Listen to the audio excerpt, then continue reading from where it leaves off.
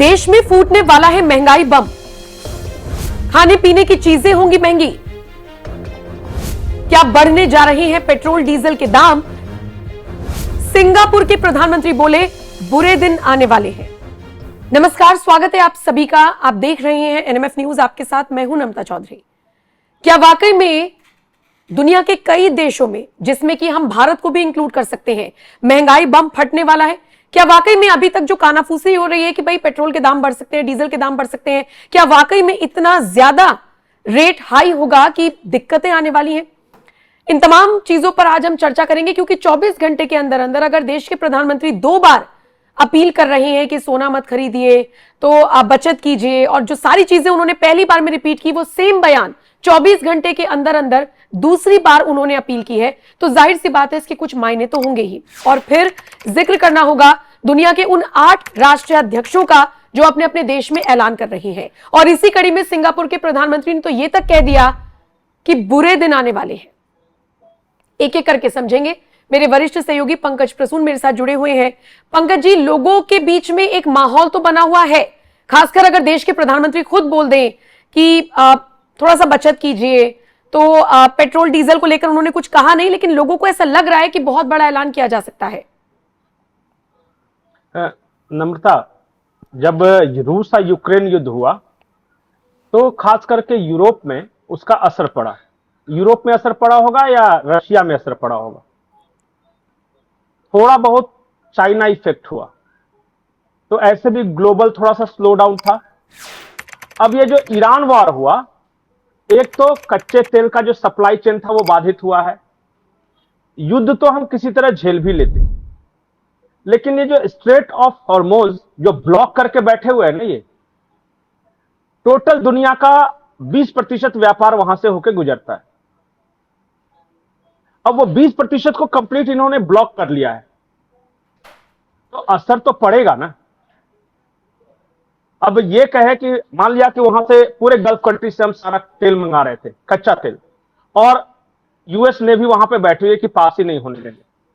पहले ईरान ने ब्लॉकेड लगाया, तो ईरान को हम किसी तरह हाथ जोड़कर मनाकर किसी तरह वो ला रहे थे।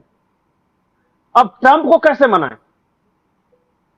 नहीं, लेकिन हम तो कह रहे थे ना कि 41 देशों से हमने ऑप्शन ढूंढ लिया है, हम दुनिया के 41 देशों से खरीद रहे हैं, तो उतना फर्क नहीं पड़ेगा। तो इसका मतलब फर्क तो डे वन से ही पड़ रहा था। नहीं, उतना फर्क नहीं पड़ेगा, पर फर्क तो पड़ेगा ना। हमारे पास अभी 6500 बिलियन का रिजर्व है, तो एक कुशन की तरह काम कर रहा था।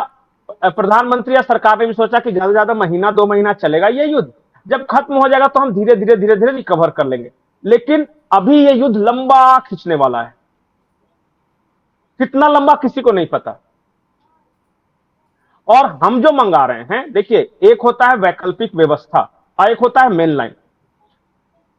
आपको एक हर महीने सैलरी मिल रही है, उसका एक अलग महत्व रहेगा, और आप कहीं से जुगाड़ उगाड़ करके जो पैसे किस तरह इकट्ठा करें उसका अलग महत्व है कि नहीं?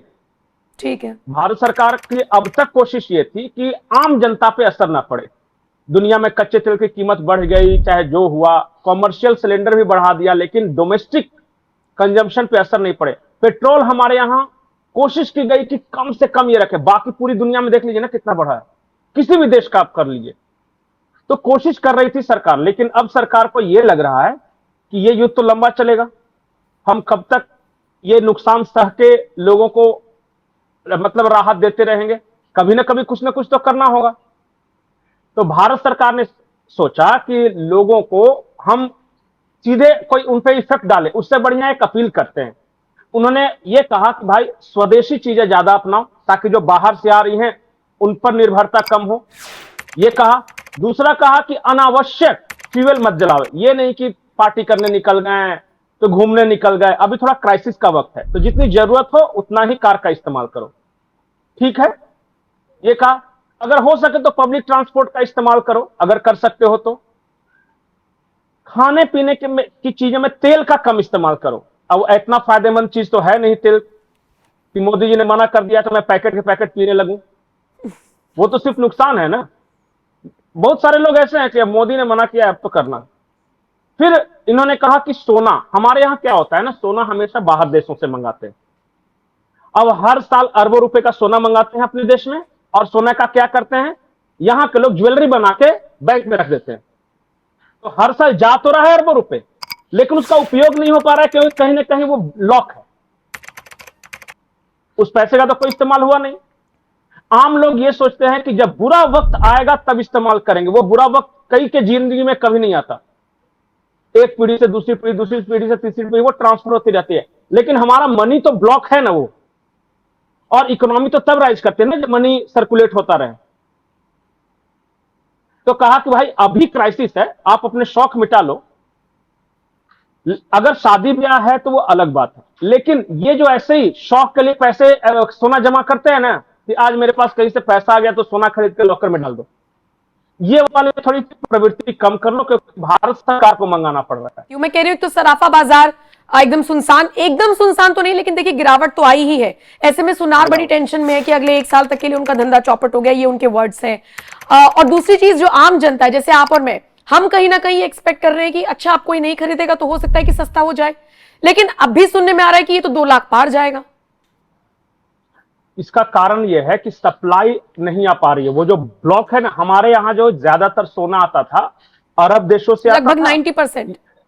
हाँ, तो जब 90% बाधित हो गया है तो कहां से पहले की तरह अवेलेबल रहेगा? ये तो समझने की बात है ना। हम तैयार नहीं हैं कि जरा खरीदेंगे। नेटवर्क इशू कर रहे हैं पंकज जी आपके। देखिए एक बात तो है मोटे मोटे तौर पर, जो मैं समझ पा रही हूं वो ये, पंकज जी एक बार अपना नेटवर्क आप चेक कर लीजिए। देखिए एक बात तो है कि जो लोग विरोध कर रहे हैं, ठीक है, जिनका बाजार, जिनका बिजनेस एक तरीके से गिरावट उसमें आई है, उनका नाराज होना एक बार को फिर भी लाजमी दिख जाता है कई बार, क्योंकि सबके रोजी रोटी का साधन है। लेकिन अगर आप देखेंगे कि इस वक्त देश पर संकट है, आप सोना इकट्ठा करके रख रहे हैं क्योंकि आपका बुरा वक्त आएगा या ना आएगा, या आए ना भगवान करे, आप उसके लिए इन्वेस्ट कर सके, इससे ज्यादा अभी देश पर संकट एक तरीके से नजर आ रहा है, और वो हमारी पहली प्रायोरिटी होनी चाहिए, पहली चीज। लेकिन पंकज जी मैं वही सवाल पूछ रही थी कि लोगों को लग रहा है कि सस्ता हो जाए सोना। नहीं, सस्ता नहीं। देखिए हमारे यहां जो सोना आता है वो ज्यादातर अरब देशों से आता है, 90%, और वो बाधित है, वो आ नहीं पा रहा है, क्योंकि ट्रंप बड़े बड़े नेवल ब्लॉकेड लगा के वहां बैठा हुआ है।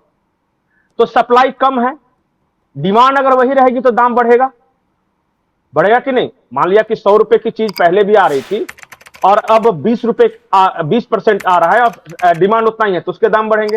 पहली बात, मोदी जी ने या प्रधानमंत्री ने नहीं कहा कि बिल्कुल खरीदो ही मत। उन्होंने कहा है कि जहां तक संभव हो गैर जरूरी खरीदारी मत करो। मोदी जी ने थोड़ी ना कहा है कि तुम आज से तेल खाना बंद कर दो। उन्होंने कहा कि भैया उपयोग कम करो। अगर सारे लोग मिलकर थोड़ा थोड़ा भी उपयोग कम करते हैं तो 20% जो है कम खपत होगी, वही हमारा मेकअप हो जाएगा। लेकिन विरोध ऐसे हो रहा है जैसे रोज सोना ही खरीदते थे आप और मैं, नहीं तो रोज जाकर सुनार की दुकान पे बैठते थे।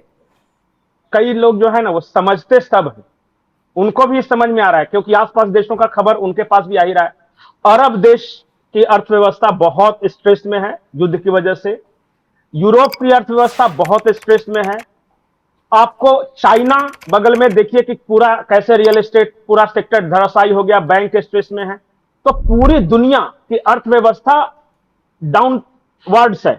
हम क्या है, किसी तरह मेंटेन किए हुए पर कर नहीं सकेंगे जो परिस्थिति है, क्योंकि हमने इस मेंटेन करने के लिए हम एक नागरिक के रूप में हमने क्या किया है, हम तो जैसे जी रहे थे वैसे जी रहे।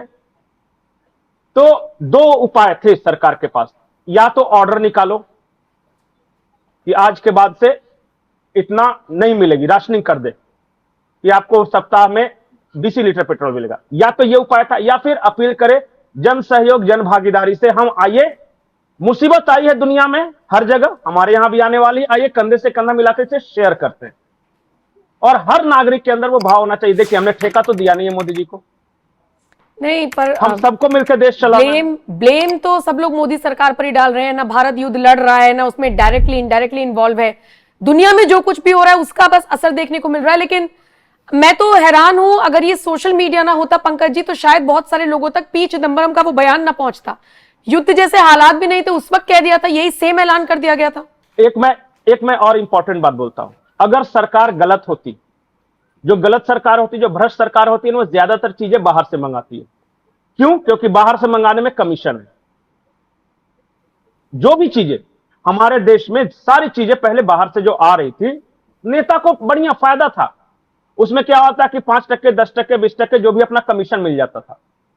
यह सरकार ऐसी है जो कह रही है कि मंगाओ मत, स्वदेशी इस्तेमाल करो, अपने घर की बनी चीजें इस्तेमाल करो ना यार, क्या दिक्कत है?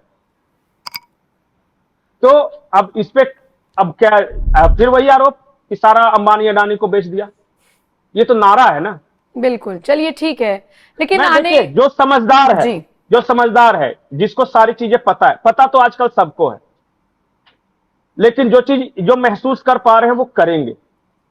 और जिनको सिर्फ उज्जडता दिखानी है, जो कि लफंदर लोग हैं, उनको तो गाली देना है। वो तो पता चला कि मैंने तो ऐसे ऐसे लोग देखे हैं कि रिलायंस का जियो खरीद कर रिलायंस में रिचार्ज करवा के अंबानी को खूब गाली देते हैं कि सस्ता डाटा है तो उसका उपयोग कर लेते हैं उसी के लिए। तो क्या कीजिएगा ऐसे? अब देखिए, 1 अरब 40 करोड़ जनसंख्या है, तो 10-20 करोड़ लफंदर रहेंगे, लेकिन ठीक उसमें है, उनको जीने दीजिए ठीक है, अपने हिसाब से। लेकिन ये वक्त राजनीति का नहीं है, अफवाहों पर ना तो ध्यान देने का वक्त है, ना ही अफवाहें फैलाने का वक्त है। एक हम बात, सबको आखिरी बहुत बात, सतर्क रहना होगा। आखिरी बहुत महत्वपूर्ण है। प्रधानमंत्री जी ने पैनिक फैलाने के लिए बात नहीं बोली है। वो फ्यूचर को देखते हुए आपसे अपील कर रहे हैं कि धीरे धीरे अपनी आदतें सुधारो। जैसे बहुत सारी आदतें हमारी है जो गैर वाजिब है, हमें जरूरत नहीं है, लेकिन है। हम सिर्फ उतना अगर कंट्रोल कर सके तो देश पे बहुत बड़ा एहसान कर लेंगे। नहीं, और ये ठीक उसी तरीके से कि एक दिन सडनली रात को 8 बजे आके प्रधानमंत्री की तरफ से ऐलान हो जाए कि ये बंद, वो बंद, फलाना बंद, से ज्यादा बेटर है कि वो कह रहे हैं बचत कर लो, तो सारी चीजें नॉर्मल चलती रहेंगी, ये ज्यादा बेटर है। नहीं, अब बचत करने में आपका भी फायदा है। मान लिया कि मैंने अपनी कुछ आदतें सुधारी, मैं 3 पैकेट रिफाइंड ऑयल इस्तेमाल करता था, मैं कोशिश करके उसको अगर 2 पैकेट तक ले आया तो हमारा ही हेल्थ अच्छा और होगा। पॉसिबल है ये बिल्कुल पॉसिबल है, ये कोई रॉकेट साइंस नहीं बोला गया। बहुत संभव है।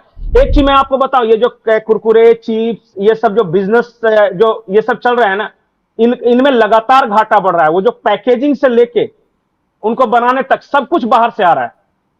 ये जो प्लास्टिक इस्तेमाल होता है ना, उसको पैकेट करने, वो भी अरब देशों का है। चलिए तो ठीक है, अगर हम मान लिया कि सप्ताह में 10 के जगह पे 2 कुरकुरे खा लेते हैं, 8 अगर बचा लेते हैं, तो हेल्थ भी अच्छा रहेगा, बिल्कुल, आपका पैसा भी बचेगा और देश पर भी एहसान हो जाएगा। चलिए ठीक है। इसी के साथ इस वीडियो में इतना ही, लेकिन जो भी अपडेट्स आती रहेंगी वो हम आप तक पहुंचाते रहेंगे। आप भी किसी अफवाहों का शिकार ना हो। फैक्टफुल खबरों के लिए एनएमएफ न्यूज देखते रहिए। बहुत बहुत शुक्रिया।